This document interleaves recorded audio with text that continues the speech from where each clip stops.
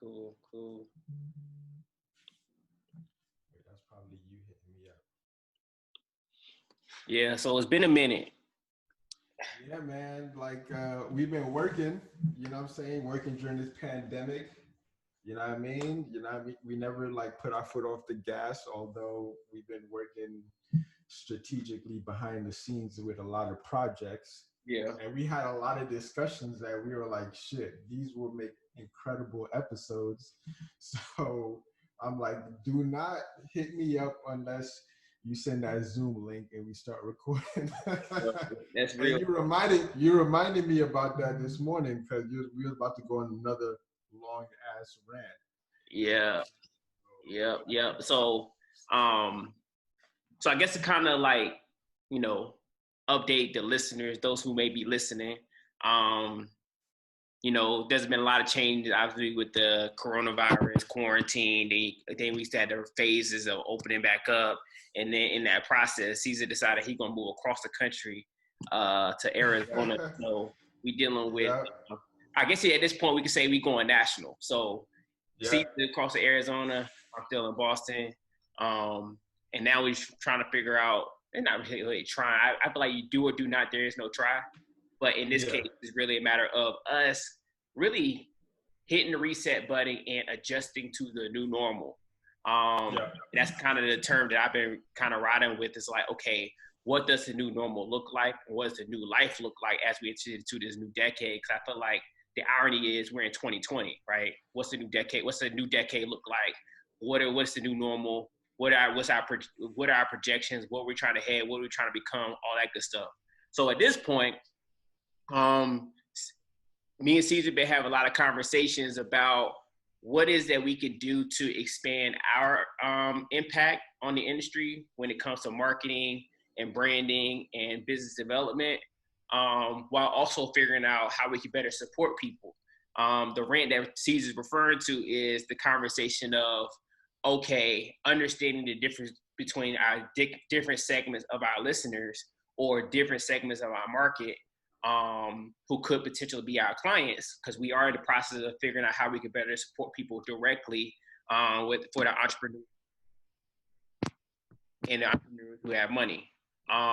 So from there, I feel like that's a good summary to kind of get us where we are right now in this conversation. Yeah. So what I'm gonna do now, Caesar, is basically I just kind of want to open it up just casual conversation, and just kind of continue on to what we were talking about, because like basically where I'm at, is during quarantine, I think it was a blessing in disguise.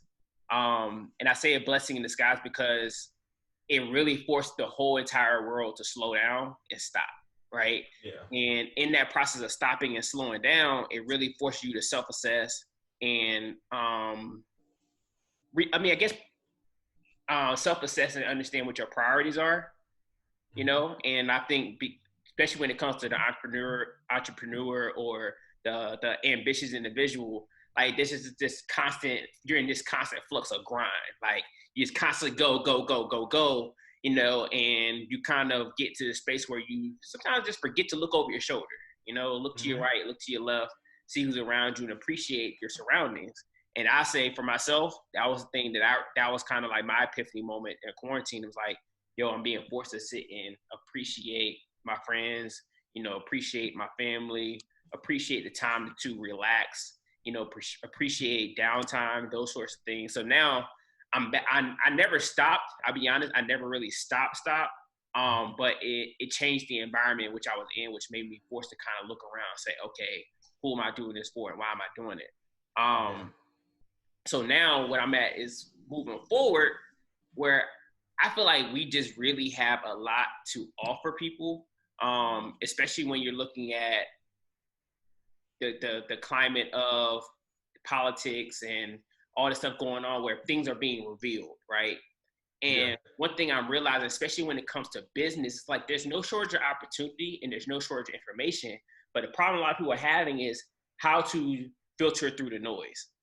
How do you decipher between what's real and what's fake?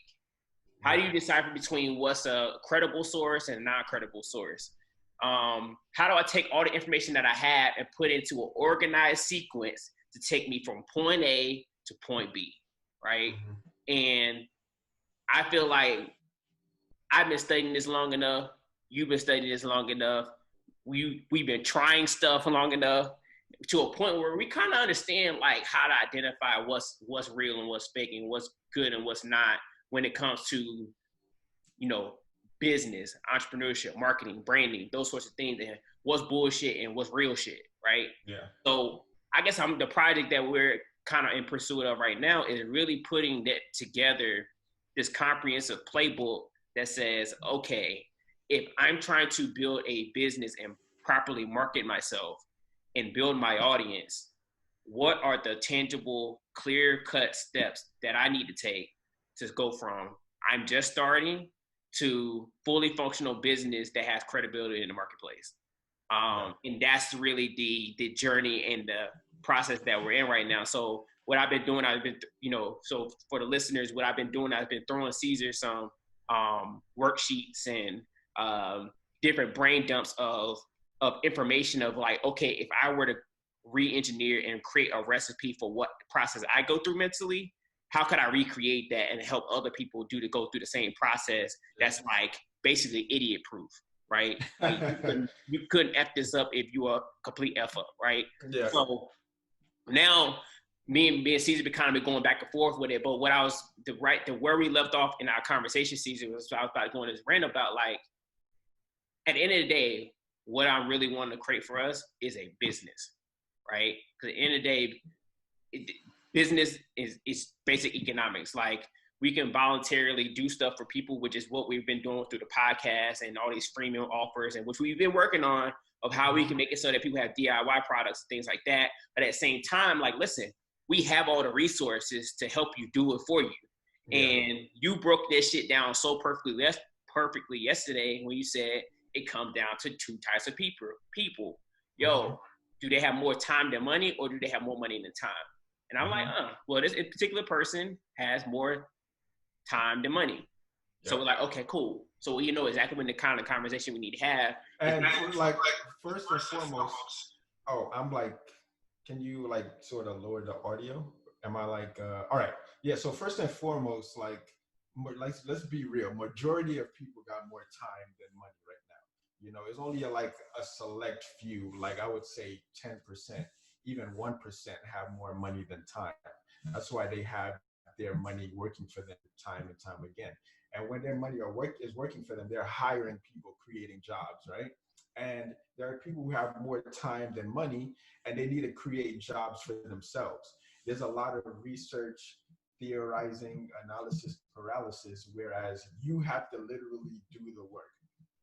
And time again, I have these conversations with clients and with friends that like, yo, man, if you spend just 20 minutes less of consuming and 20 minutes more of producing a day, like 6 months to a year, you'll see like drastic changes in your business.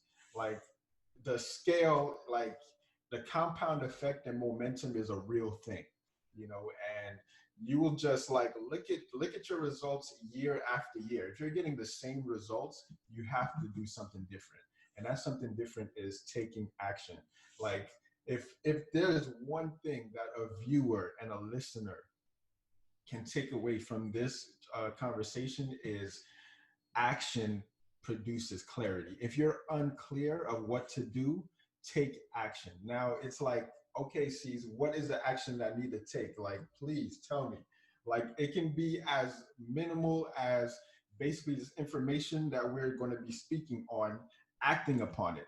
All right. Like this conversation or whatever is a waste of time if you do not act on what it is that we're talking about. Like we've laid it out brick by brick, like laid out the blueprint to its fine detail.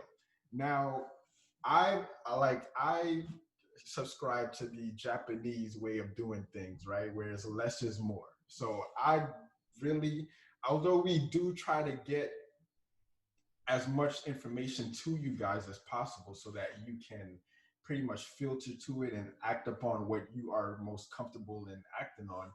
I feel that like, hey, take the minimal approach. right?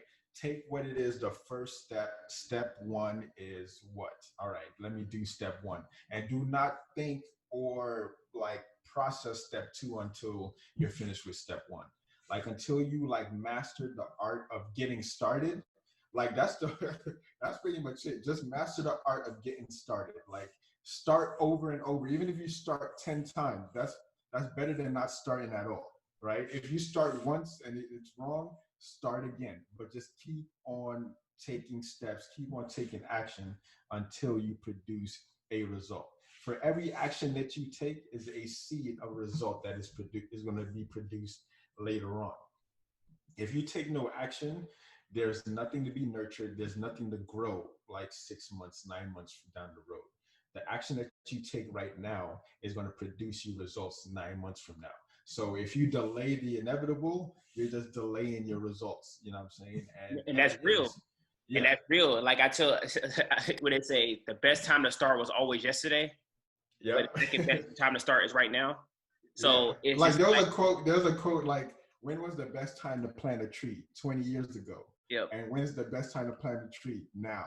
You yep, know, so it's like, yo, if you want the results 20 years from now, you got to plant it right now. now, exactly, exactly. So also I want to like take a moment to like look add a little bit more context because me and Caesar, we have a group of people that we're about to reach out to try to funnel in to do this 90-day content challenge, right? And I told Caesar, here moving forward, going on to what he's just talking about is, here moving forward, this he's the official content coach, right? So we talk about content coaching. It's about, at the end of the day, we're all out here on Instagram, YouTube, producing content, right? But it's one thing to know how to work out, but it's another thing to know how to work out and get results, right? Yeah. So what we say is, yeah, there's a lot of people out here working out and going to the gym that are playing on these platforms, but what is it that we're doing that has a very planned out process that produces the results that we want, whether it's losing weight or gaining muscle?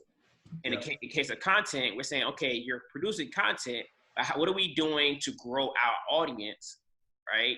And what are we doing to grow that audience and convert that audience into a sales process, right? Mm-hmm. So what we've been talking about, me and Caesar, is like, okay, dude, if you're gonna coach people through this thing, what will be almost a content workout plan that we could put out to people and say, hey, this is what you need to do on a daily basis to produce the results that you want.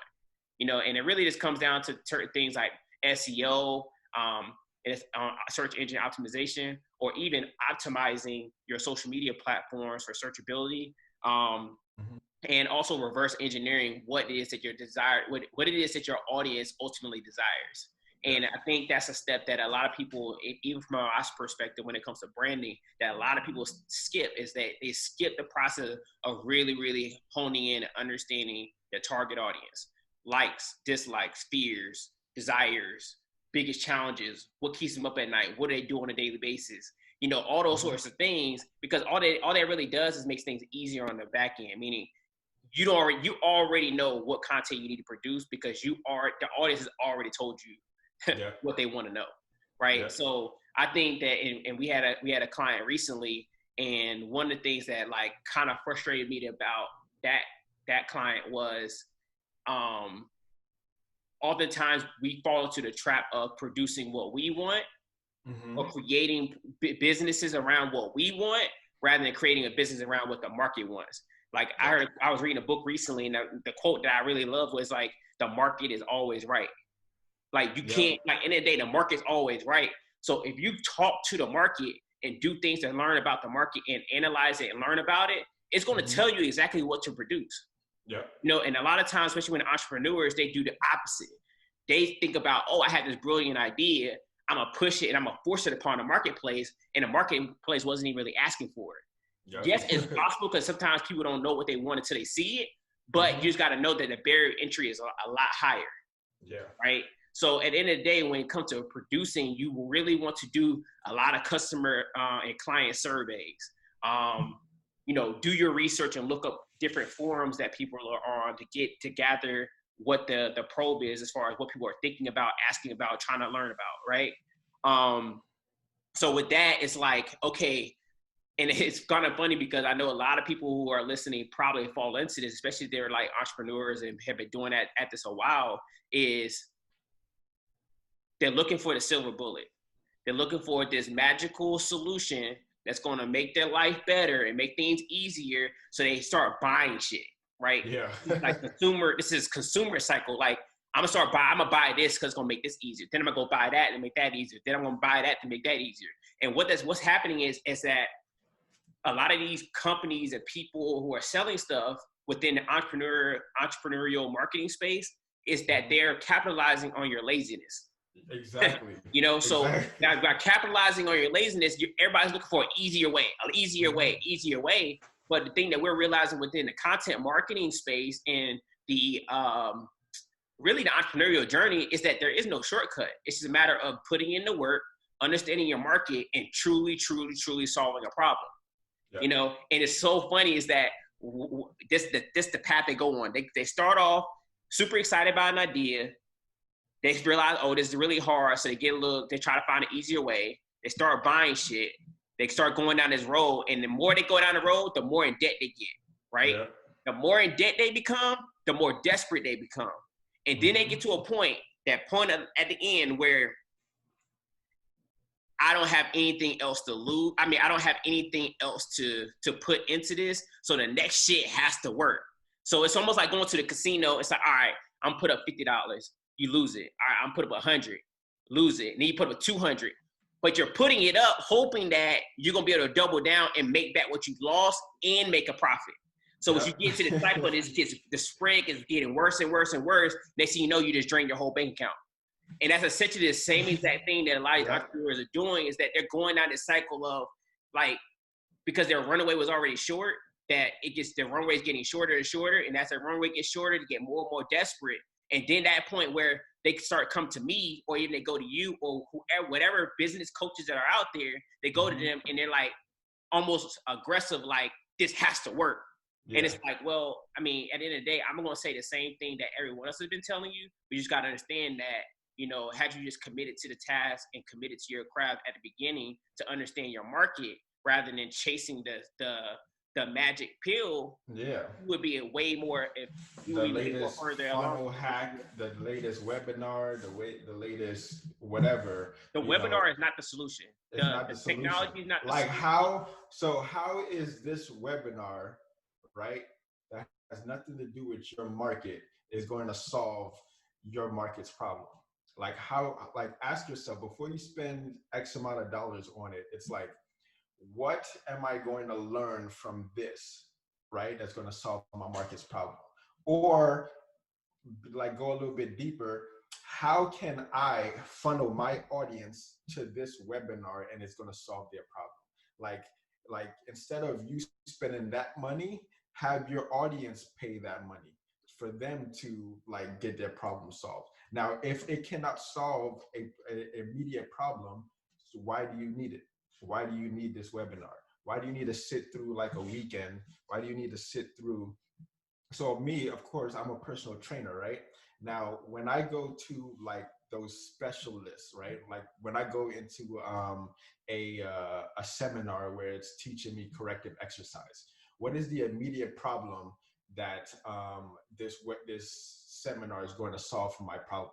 My audience. My audience have chronic back pain. They have sciatica. They have knee issues. They have shoulder pain. When I go to when I put $500 down on a weekend seminar, I'm going to learn a solution that's going to solve a specific problem for my clients, right? So I go there learning exactly like, hey, I have a client that has back pain. I have a client that has knee pain. I have a client that has shoulder pain. Everything that I learned from there, I can immediately apply to my clients. Exactly. Now, and it's like, at the end of the day, invest in your customers. Exactly. Right? Because wait, stop right there. Say that again. Invest in your customers, because we gotta like take this little cut out and just put it on social media right there. Yo, because what happens is, once again, it's almost very pretentious and very selfish for you to be talking about, like, you know, we could pull a quote from this book real quick. Because they were like, and I 100% agree, and I think they articulated it very well. They articulate very, very well because, like I said, it comes down to being very selfish and pretentious. Now you're focused so much on yourself rather than focusing on what value that you're adding to the marketplace. And they say, like, what would I like to buy, or what is convenient for me to sell?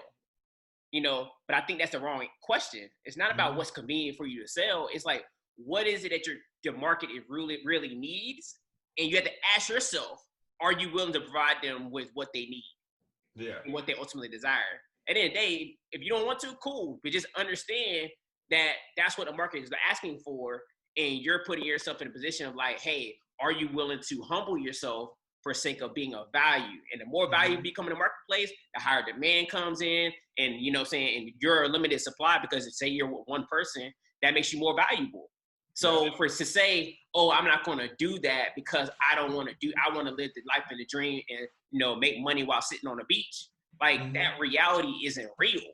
Like, I don't think that reality isn't real. Like, even if you're not actually doing the physical work, there's still a level of coordination. There's still a level of strategic planning. There's still a level of making sure that the operations and stuff and the house don't burn out. That's called being a responsible adult at the end of the day. So like I had like this little thesis, right, where it's like the fantasy, the theory, and the fact, right? So the fantasy is like, I want to like work on the beach, you know what I mean? I want to make money from anywhere in the world on my computer and basically just residual money.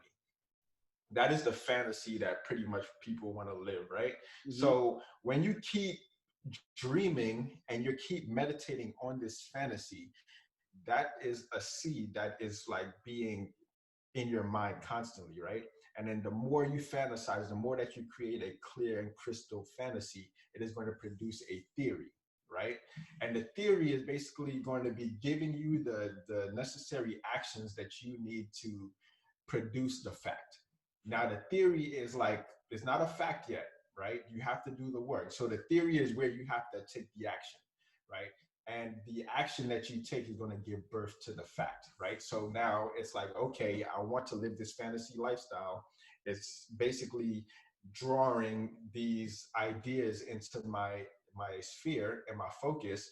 Now, do I just like sit there and be like, oh yeah, that would be nice?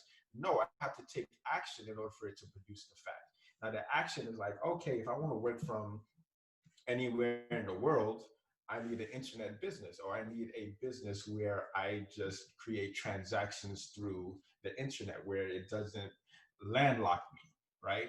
Or like give me I do not need a brick and mortar. Or maybe I can like create a brick and mortar and then have employees and whatnot. But these are the sort of ideas that goes through your mind. And then you start taking action on that theory.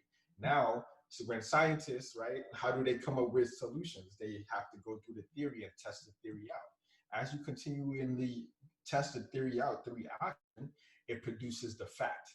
Now, the fact may be like, oh, maybe a brick and mortar store, maybe an online business, yada, yada, yada, but you just keep playing with it. You keep that wheel, that fantasy theory fact, until that fact is you lying on the beach, you know what I mean, in Tahiti or Thailand, pressing the button. Like, you got to keep going through these cycles, and all these cycles, it just takes action. First, starts with the dream, the fantasy.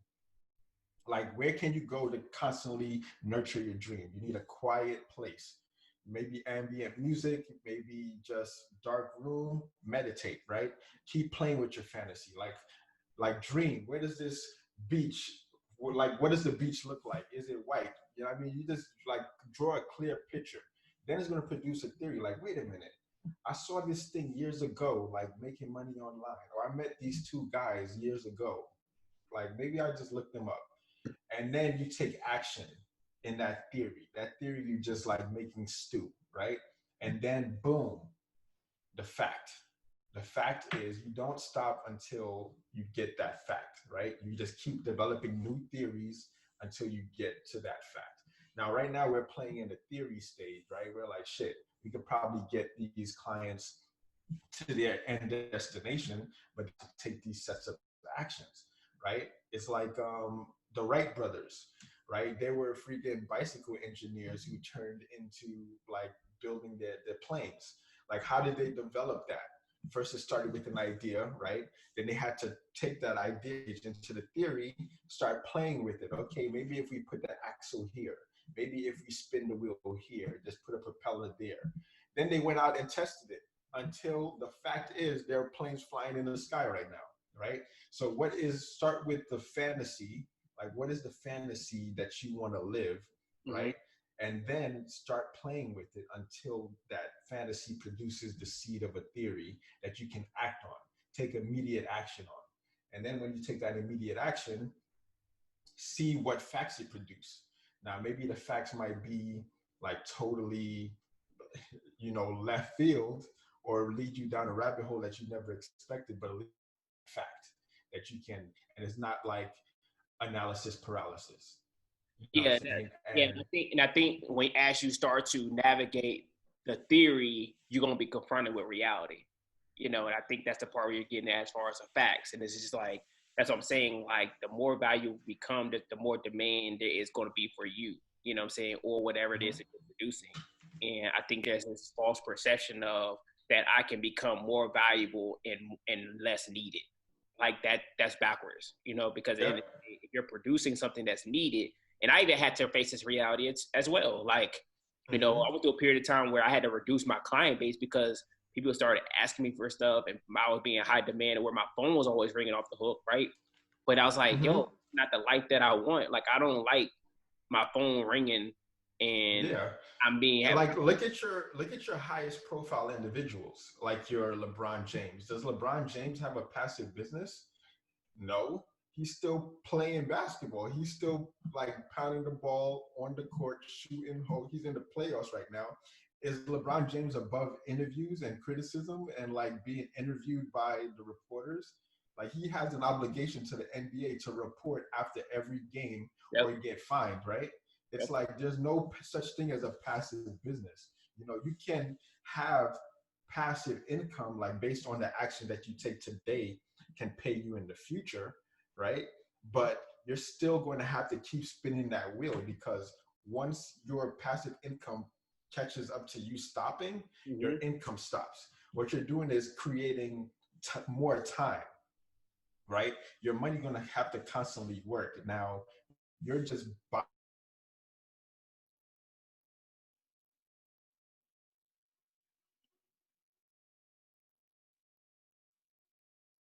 Yo, I think you paused, bro.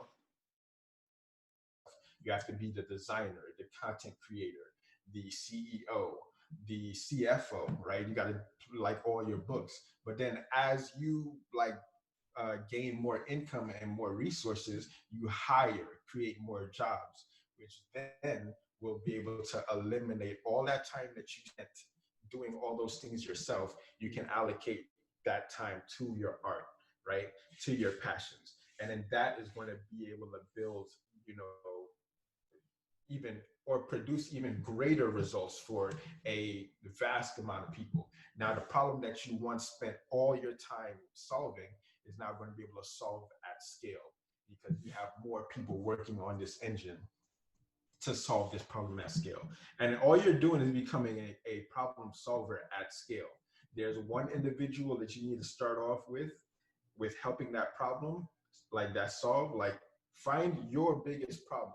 Once you're able to find your biggest problem and you're solving it, and then you solve the same problem that other people have, then you have yourself a real business, right?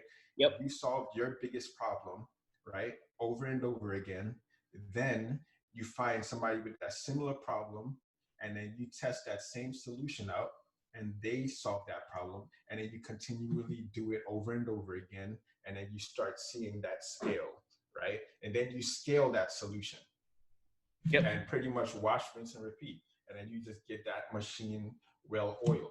Like version one is going to take like brute force, you Yep. know?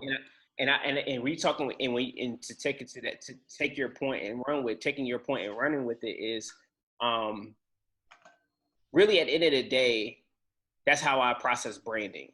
right? Let's combine branding with everything that you just said. Branding at the end of the day is replicating your successes and permanently fixing your failures, right?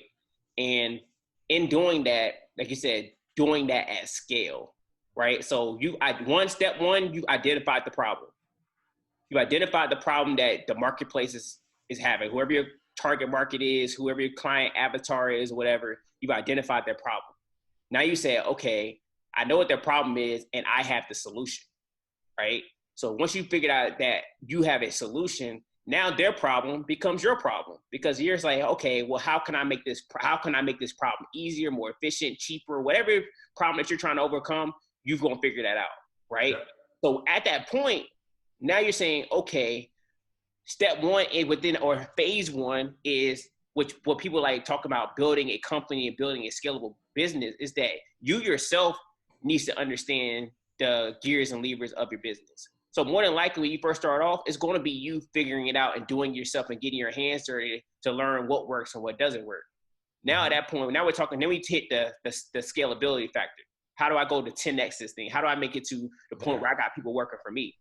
Mm-hmm. Well, first and foremost, you gotta have customers coming in the door that says, "Hey, like you solved my problem. Can you solve her problem? Can you solve mine too?"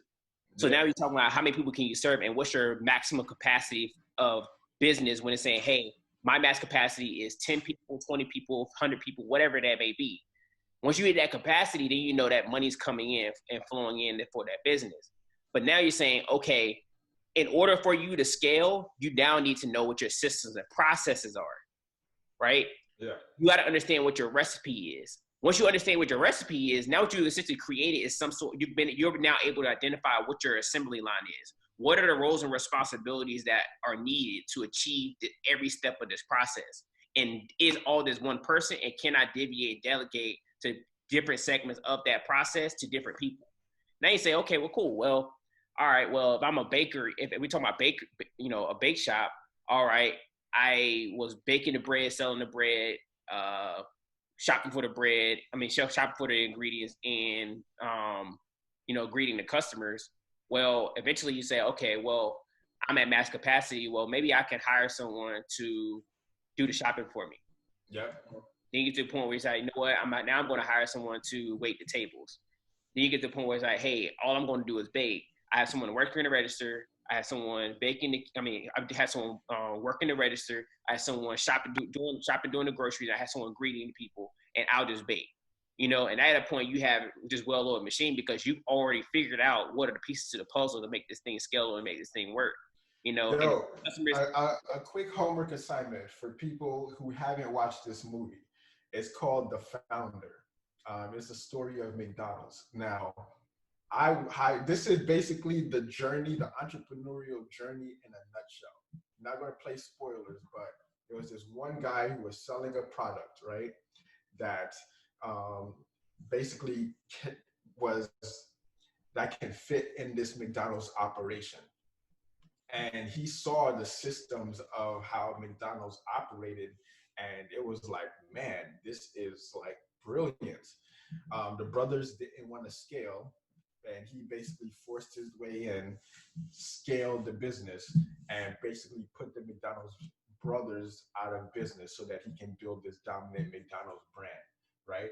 Now, it's like McDonald's is basically serving 1 billion people plus, a billion burgers served. That was probably 10 years ago. Maybe now it's at 2 billion burgers served. Now, if this guy didn't do what he did, would there ever be 2 billion people fed, right? Or is it grimy that he did this to the brothers, put them out of business? Like, who's at fault, right? The balance of the scale. This guy created millions of jobs with the McDonald's brand, like pumping the economy, right? And then there's these brothers who wanted to do things as usual and only feeding their neighborhood where the original McDonald's was served. So it's like you want to decide who you are, right? Are you this the McDonald's brothers, or are you the guy, I forgot his name, Ray Kroc or something like that. Ray Crockett or something like that, yeah. Yeah. like watch that movie. It's a really great movie, a really great educational movie. There's another one too that I can't think of right now, but that right there is basically going to tell you like who you are as a business owner, and you're going to be able to see like all the things that we're talking about right now. That's it's been covered in this movie like so brilliantly. You know what I'm saying? Like that McDonald's movie, I watch it all the time to get like every time I watch it, I get a piece of something that I haven't seen, or like it kind of triggers like a new thought, a new idea, or a new approach. It's such a brilliant film and a brilliant story, and like basically that's all it is. It's just your story, right? And you'll see how to be able to solve problems and scale the solving of the problems, like the legendary milkshake machine. So McDonald's, right, has this long history of having like these failed milkshake. Every time you go to McDonald's, the milkshake is Machine ain't milkshake machine is I went broke. to McDonald's last week, no joke. I was last week and I was like, yo, milkshake. That's oh sorry, the machine. Sorry, it's broke. And the irony is that's what Ray Kroc was. That's what he was. He was a milkshake machine salesman going to all these like restaurant trying to sell these milkshake machines. And he just came and became the CEO and freaking ballooned this to a mega billion-dollar enterprise. And you're just like, oh man. Yeah. Like he came trying to solve like their efficiency problem with like, yo, you'll be able to make milkshakes a lot faster with this machine. And he was able to come in, infiltrate the business, open up franchises, and then get into real estate also that the McDonald's were on, and was able to just like get so much leverage and equity in the business that he was able to force the brothers out, right? Yeah. So it's a brilliant movie. I like highly recommend that you watch that film, and it will be able to tell you a lot about yourself and your entrepreneurial journey. Yeah, it's definitely a lot of things to think about. So like with that being said though, like even getting into what we've been putting together is really coming up with a recipe for success when it comes to marketing, a recipe for success when it comes to building your company, Yep. recipe for success for making your ideas real, right? Mm-hmm. And what I don't want people to think is like, okay, yo, like this is like the end all be all where like I'm gonna become a millionaire overnight. No, it's Yeah. just like working out. It's like they say your body is your resume. Like you Mm-hmm. can fake a lot of things, but you can't fake fitness. You can Yep. act like you're rich, but you can't act like you in shape. So, Yep. same thing with when it comes to entrepreneurship. Like I think we're in this space where you can fake it, and had to fake it till you make it. But it's like, Mm-hmm. but who's really putting in the work? And Yeah. what we're saying Like the people who put in the work is getting real results while you're is, taking all these flashy Instagram photos. People are actually doing the real work, and you're just like, okay. Now, when your fancy photographers stop taking pictures of you because they got busy, you know, right? And then now you can't no longer upload your fancy photos. What are you gonna do? Are you just gonna wait for the next photographer to come up to make you look rich, or are you gonna actually put in the work to get rich? yeah, and I Because think with that though, the reason why I'm focusing so much on the marketing side and the branding side, because branding is the product, it's the business, it's the entity, it's the reputation that you're creating. Marketing is taking that brand and putting it in front of the right people. So for me, it's like branding is creating demand. So if you don't have demand for your product, or you don't have predictable systems that funnels people into your business, meaning you're able to make sales, that means that um, you have a hopeful business, meaning you hope that customers come in the door and you hope that they pay and you hope that things work out. And from experience, that's a very scary place to be, yeah. especially as an entrepreneur. So what I'm Yo, it's like the new buzzword, or I get this buzzword was around for some time, but it's the reticular activation system, right? saying, It's like basically your level of awareness of a certain thing. So like you can like let's say billboards, for instance. You're driving down your I-10 or I-95, and then there's all these billboards along the road, right? If you're craving McDonald's, right, and then you just see like your Burger King and your Taco Bells and your Wendy's signs. You're going to drive past those signs without even noticing them, but you're going to recognize and notice that tiny little McDonald's sign that says next rest stop, right? And it's the same thing. Like people are searching the web like all the time. They're driving down the same highway, the same Google highway, right? But they're searching for different things, right? They're searching for your like how to cook rice or how to tie a tie. Same highway, but they're looking for different signs. Their level of awareness is like this one gentleman driving down the highway. He's getting ready to go to an interview. He doesn't know how to tie a tie. How do you tie a tie? You search how to tie a tie. There's a woman who's about to cook for her in-laws, how to make a specific type of rice that my in-laws like. Same highway, but they're looking for same two different problems, and they're looking for a solution. Yep, they're looking for answers. So when people go on Google, they're looking for answers at the end of the day. So for me, it's like, while when we're creating this blueprint and throwing out this playbook saying in 90 days, the 90-day marketing challenge, it really just comes down to how do we create a predictable pipeline of customers or attention or traffic to flow into your business. Because in that, two things are going to happen. One, even if they don't buy it, the awareness is going to go up. You're not going to lose in that space. You're not going to lose it. Inevitably, you won't, because you've done the work to put yourself in position to at least have the opportunity for people to see. Yeah, and even that 90-day challenge is not like a 90-day get rich quick. Right. That 90-day is to rewire your brain.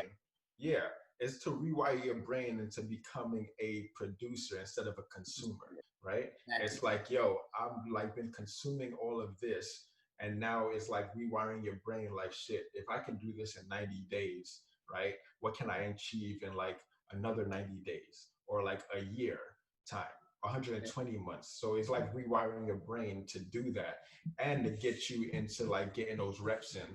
Because to be quite honest, it's like, yes, you do the 90-day challenge, but it's barely going to move the needle because there are tons of people in whatever space that you're in that have been putting in that work. There's no such thing as new ideas. There's just rebranding or remixing of ideas, right? Mm-hmm. So you got to be like, pounding the pavement in online, and also the speed of trust online is just way far, right? So it's either you put undeniable amount of content where it's like, yo, this is the way to do it and you'll be a fool not to do it this way, or you got to keep grinding for years. Like I say minimum 3 years until there's like a spike where you start to see that hockey stick where it projects straight up, right? So it's like, yeah, you do that 90 days. Like right now, I'm 2 years in, starting to see that little trend go up. So like, it's still a freaking uphill battle. And it comes to the point where, like I said, we're talking to the individual who has more time than money. Like, work your business. I know it's in a tough time where you get to meet your customers in person with this COVID situation, but figure out where they're at. Like everybody's stuck at home. They're not stuck at home, like not doing anything. Like what sort of apps are they using? Everybody's on Zoom right now. Like everybody's on LinkedIn right now. Everybody's looking at the CNN feed or the Fox News feed. Are your customers in the comment section of Fox channel, or are they in the in the comment section of CNN? Like, what are the problems that they're talking about? Is it the pandemic unassisted unemployment program, PPP? Like, where are they talking about their problems? Because they're asking questions, they're making statements, they're making comments, right? Meet them where they're at. Are they in the comment section? For every comment section, there's a reply button in below, right? So if they're in the comment section of a CNN, I'm not saying go spam them, but like if you have the answer to their question, go ahead and answer those questions, right? You got to meet them where they're at. They're home. You can't go knocking on their doors, but they're like on Zoom. Don't go Zoom bombing them either, but it's like strategically, like see what your behaviors are. Like forget about your customers because you're like basically a representative of your customer, right? So what are your behaviors? Where are you going? where are you going to search for your solutions to your problem? And when you find a solution, like say, hey, this actually worked for me, and this is how exactly I used it. Like put your fingerprint on it. You know, there could be like somebody selling a solution. You paid for the solution. You paid your hard-earned money for the solution. Did that solution actually? Did that thing actually produce a result? If it did, your review of it is basically your contribution, right? You take your review, you do a comprehensive guide of how you actually did it, put your spin on it, and give it to other people who have that same problem. Guide them, be that traffic director, like, hey guys, don't go down this road. This road is where it's at, right? Like become an affiliate for those products that offer those solutions. That way you can be a partner with these people, right? There's so many different things that you can do right now. Are you in the That's the thing. entertainment space? That's kind of the point I've been making is like, there's so much out there. There's no shortage of opportunities, right? Like I say, there's a million ways to make $1 million. You just got to choose one. And that's the hard part. How do you choose one out of a million? I like 10 of them. How do I choose one out of 10? Right. So with us, it's like, that's why I'm saying when I'm creating this process, I'm really thinking about producing this playbook for you guys is how do I make this thing simple so you have clarity of thought? Because at the end of the day, when I for instance, I went to school for physics, right? And when it came to physics and engineering, what they teach you when going through school is not that it's not necessarily about you're not graded on your final answer, you're graded on your process. Period, right? I can count the number of times when I was going through school where I got the final answer that I got was correct. Mm-hmm. But it's important for you to document your process. Every piece of the process of how you solve the problem. And what the professor would do, they'll grade you and say, okay, you got step 1 right, you got step 2 right, you got this part wrong on step 3, you got this part wrong on step 4. But at the end of the day, if I got step 3 and step 4 wrong, it was impossible for me to get a final answer. But they can't grade me on the final answer because what about all the other things I did right, despite my mishaps in the process? So at the end of the day, it rewired your thinking and started thinking about it, not necessarily about getting the right answer. It's just about being strategic about your approach. You feel what I'm saying? And for me, so that's one way that I think of things in form of processes. Step two of me is that although I went to a school for very much analytics, numbers, process driven, like, what's that, left brain thinking? But then the right brain of me of creativity is that when I'm designing things like a Photoshop and graphic design and all that stuff, you think of things in form of layers. So what are the layers that I need to produce this final image that I have layers that associated with that produce that, that canvas that we call a ad or a logo or whatever, right? So what I've done when it comes to this playbook is, one, what are the processes that we need to, what are the steps that we need to take so we're not overwhelmed? Because like I remember in college, the first day I'll never forget, the first day we had my first engineering class, and the first day the professor wrote this long problem on the board. Like you're like looking at it like shit you would think you see on TV, right? When it's doing rocket science, like you see Einstein or whatever. And it's, all right, solve this problem. And we're looking at it like, one, you haven't taught us anything yet, but like, how the fuck am I supposed to solve this, right? So you're like looking at it, and then finally you say, all right, they say just take your best shot. So you take your best shot, and you kind of solve that. You're like, yo, I'm just guessing, right? So at the end, the professors went to the board and said, okay, cool. Well, you don't know how to solve the whole problem, but what about this problem do you know how to solve? They're like, well, I know what that means right there. Okay, well, solve that. You solve that? Okay, cool. Well, what else do you know? I know that over there. I solved that. Okay, cool.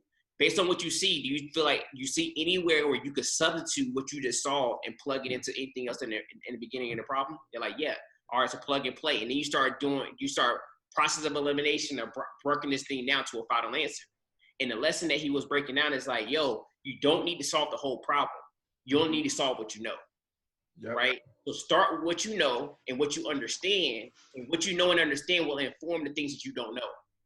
So for me, it's like when I'm processing and doing things for clients and processing what I'm doing for everybody, is I'm always thinking about, well, I can't solve your whole problem, but this is a problem that I can solve. And me solving that problem is probably going to inform a lot of other things that we need to solve. But let's start here. So that's one, process. That's what I'm thinking about when I'm putting this playbook together. What's the process that we need to go through? We don't need to solve all things, but we need to solve the important things, or at least solve the things that we do know in the low-hanging fruit. All right. So step 2 is, what are the layers that are associated with our success? We don't need to learn all things at one time. We don't, because we'll get an information overload, and we're going to drive ourselves crazy. So my objective is not for you to learn how to do all elements of SEO, all elements of Facebook ads, all elements of Google ads, and all this stuff all at one time. That is not the objective. What I want to do is, okay, what's step 1 and what's the first layer that we need to lay out? What's the first layer that's easy, that things that you guys can do on your own with very minimal effort, okay? And over time, what we're going to do, we start adding layers to what it is that we're doing. We mastered this, now we're going to add another layer. Then we're going to add another layer, then we're going to add another layer. And eventually we're going to get to this point where we're going to have this canvas, and you're like, whoa, how did we get here? But because it was a process, and we layered things, one thing on top of the other, we got to this final solution, which is this beautiful thing called marketing, where we have a predictable system that drives customers. Because people have this misconception, like when you talk about, especially when it comes to startups, when startups are raising money, the biggest budget within the startup budget, the fundraising is marketing. They're marketing. Why? Because they know that if they put money into something to create demand, then there should be a conversion rate. Say for every dollar I spend, I should get 3 back, or every dollar I spend, I should get 5 back, which is essentially what the goal is for the investor anyway. Yeah. That's the value, marketing. So it's not that you need to reduce your marketing budget, it's that you need to put yourself in a better position to convert, so that when you're putting a dollar out into the marketplace for your marketing, you're able to get something back, because now when people buy your product, the numbers make sense. So for me, it's like, what's happening is, and this is a challenge that I know people run into, it's like, all right, I'm gonna run Facebook ad, I'm gonna run an ad on Instagram, I'm gonna hit promote on this, or I'm gonna run Google ads, and then look at it and say, I'm not making any money and I'm not getting any leads. Yeah. And they blame the platform. They say, well, Facebook is stealing my money, Google's stealing my money. And then what are they gonna do? It's working for somebody. So it's not that what they're gonna do is type in how to run Facebook ads properly, right? So what I'm saying is, if we put the system in place properly, so that when we actually put things and put money into Google or into Facebook and we create the traffic actually converts. You know what I'm saying? So it's not that, so Facebook and Google is not the problem. I promise you that. The website platform that you're using is not the problem. All that stuff is not the problem. You have all these puzzle pieces, but they're all sporadic and they don't interact with each other well, and you haven't prescribe your system and define your process of how people are going to funnel to the end result, which is a purchase. Yeah. And what we're breaking down here is so the way I look at it, when it comes to what C's talking about as far as content production, that's like planting a seed. That's like, I'm like starting over on this side. This is content production right here, right? This is like the end, right? You're starting with the end in mind. So I'm going to produce this content over here. On the other end is a lot of what I work on is business development and, systems production, and what are the low-hanging fruit as far as solving an immediate need. And what you do is, as you build your company, you're going to start going this way, right? You're going to start moving the needle, and you're going to start growing your audience. You're going to start better understanding your customers, right? But over here, you're producing your content, and you've been producing it, and nobody's seeing it, and eventually what's going to happen, these things are going to converge. And once they converge, which Caesar saying, Caesar predicts 3 years, I think it's possible to break that down to even shorter period, but it does come down to consistency and strategic positioning. But what can you do to make so that now you have this clear bridge that goes all the way across, where everything's connected and everything's feeding one another? And that's when you create the exponential growth, and that's when marketing really turns into like, yo, it might be make more money to put money into marketing than it does putting money into the stock market or into real estate, because you have control over that. So what I'm saying is, like, all that shit is like, it's a system that we need to, it's a systems problem that we're having. It's a understanding the customer problem that we're having.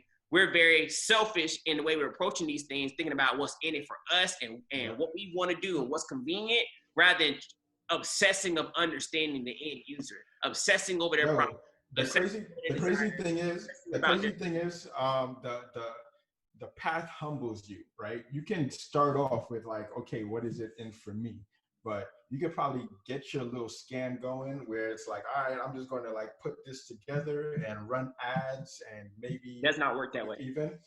But over time, it's going to catch up to you, and then that whole thing is going to crumble, right? Does not work that way. It doesn't work. Like, Yo, that's a fantasy. Time and time again. That's a fantasy Definitely. that will not. That's a fantasy that will not become fact. I promise.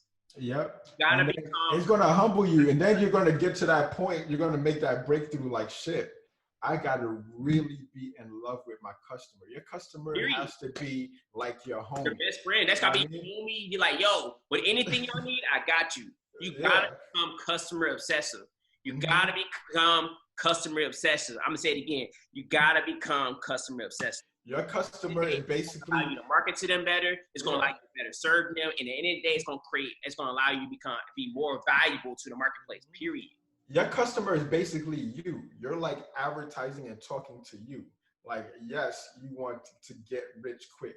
Your customer wants to solve their problem quick, right? Like everything that you want, your customer wants, right? You got to just put yourself into your customer's shoes. Like your customer does have selfish agendas. They do have a chip on their shoulder. Agenda, but you gotta as a it's almost like when you become president or some sort of public celebrity or whatever, you become a public servant, right? Mm-hmm. As a public servant, they're at that pinnacle because they offer a lot of value or they have some sort of authority and responsibility to the public for the common good, right? So it's called a public servant. So if you're trying to put yourself in the position of being an entrepreneur or starting a business, you're essentially becoming a public servant to your customer.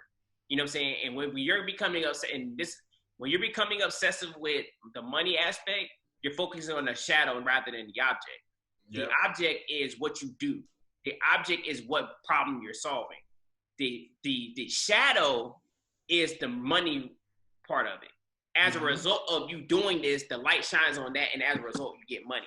So don't focus on the getting rich and I'm trying to make all this money. Know your numbers. Yes, I'm numbers obsessive. Like I said, I'm a numbers guy. Like I'm all about the numbers. Do the numbers make sense? Do the numbers make sense? But in the numbers making sense, then it said, okay, I can validate what I'm doing because there's a cost to me. There's a cost associated with me providing this value. And then what's my margin, my profitability? But at the end of the day, what you're doing as a result of me spending this money to make this thing possible, I'm providing value to the end user, which essentially is when I create the profit margin that allows me to say this is a profitable business. So at the end of the day, the money is the shadow. Focus on the object. Yeah, like the object is the asset that generates money. You know, money is basically worthless in this day and age. Money is basically worthless. You want to create yourself an asset. So whatever problem that you're solving is basically an asset that's going to be growing over time, right? And it's going to go increase in value over time.